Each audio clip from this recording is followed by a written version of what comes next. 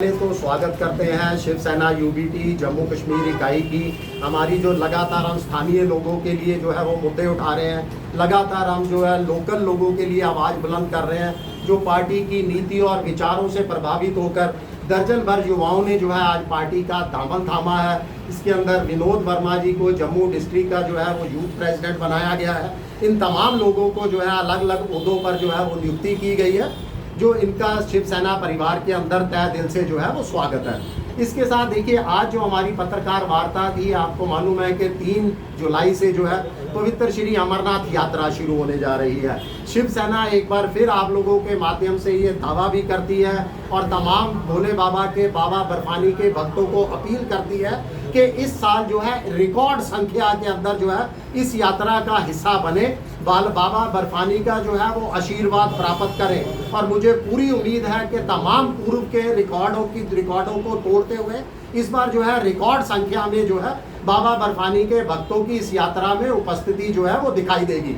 हालांकि प्रशासन द्वारा, श्राइन बोर्ड द्वारा जो आंकड़े प्रस्तुत किए गए हैं उसमें 10.9 लगभग 10-10.5% का जो है वो डिक्लाइन दिखाया गया है पिछले साल से कंपेयर कर।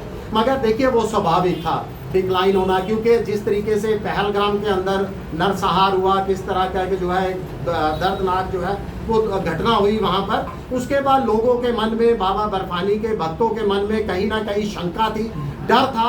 मगर जिस तरीके से ऑपरेशन सिंदूर चला, जो हमारी सेना ने अपना पराक्रम और शौर्य दिखाया, उसके बाद मुझे लगता है कि बड़ी तेजी से अब जो है स्थितियाँ बदली है।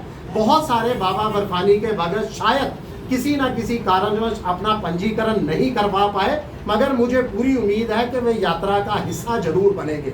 मगर इसके लिए हमारी सुझाव है कुछ श्राइन बोर्ड को और जम्मू कश्मीर प्रशासन को देने के लिए। हमारी मांग है कि जो आप तत्काल पंजीकरण करते हो, जो ऑनलाइन पंजीकरण करते हो, देखिए बहुत सारी यात्री हमारे से जो है वो संपर्क कर रहे हैं कि हम पंजीकरण नहीं करवा सके, क्या अब हम यात्रा में नहीं आ सकते। तो यानी सरकार को वो तत्काल पंजीकरण, ऑन स्पॉट पंजीकरण का भी प्रचार प्रसार करना चाहिए, यात्रियों को एक अपील जारी करनी चाहिए। और हमारी तो मांग है, हम तो लगातार ये पिछले कई सालों से मांग कर रहे हैं कि पंजीकरण पूरी तरह से निःशुल्क होना चाहिए, मगर श्राइन बोर्ड मानने को तैयार नहीं है। अब हमारी मांग है कि कम से कम ऑन स्पॉट पंजीकरण जो आप करोगे उसी को आप निःशुल्क बना दीजिए, ताकि यात्रियों की जेब पर जो है वो ज़्यादा असर ना पड़े। देखिए पहले ही बहुत सारी औपचारिकताएं होती हैं, जो लोग अमरनाथ यात्रा का हिस्सा बनते हैं उनकी जेबें पहले ही डिले हो जाती हैं। तो कम से कम यात्रा पंजीकरण के नाम पर उनसे जो है किसी तरह की वसूली नहीं की जानी चाहिए। इसके बाद हमारी एक और मांग है कि जो पंजीकरण आप ऑन स्पॉट पंजीकरण करवाएंगे उसके लिए काउंटर जो है वो बहुत सीमित रहते हैं, उस काउंटरों की संख्या को बढ़ाया जाए। लखनपुर से इन काउंटरों को शुरू किया जाए ताकि एक स्पॉट पर ज़्यादा रश भी ना पड़े। अदरवाइज अभी तक जो व्यवस्था रहती है, सिर्फ जम्मू रेलवे स्टेशन के बाहर जो है वो तत्काल पंजीकरण काउंटर बना दिया जाता है। 1-1 किलोमीटर तक की लाइन लग जाती है, वहाँ पर 6-6 घंटे जो है यात्रियों को लाइनों में खड़े रहना पड़ता है। इस झुलसी गर्मी के अंदर यात्रियों को जो है हमने सुविधाएं देनी है, उनको परेशान नहीं करना।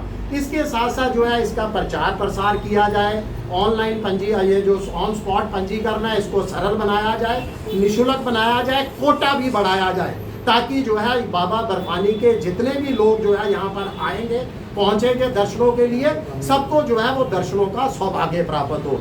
इसके साथ साथ देखिए वीरवार को जो बृहस्पतिवार था, उस समय जो है यहाँ माननीय उपराज्यपाल, जो कि जम्मू कश्मीर के उपराज्यपाल होने के साथ साथ जो है अमरनाथ श्राइन बोर्ड के चेयरमैन भी है, उनकी तरफ से एक सर्वदलीय बैठक का आयोजन किया गया। हमें बहुत ऐतराज है उस बैठक के अंदर, हमें बहुत निराशा हुई कि हिंदुओं की यात्रा थी, यात्रा प्रबंधों को लेकर किन लोगों को इनवाइट किया गया था, बीजेपी, कांग्रेस के साथ साथ तमाम कश्मीर बेस्ड पार्टियों को, जम्मू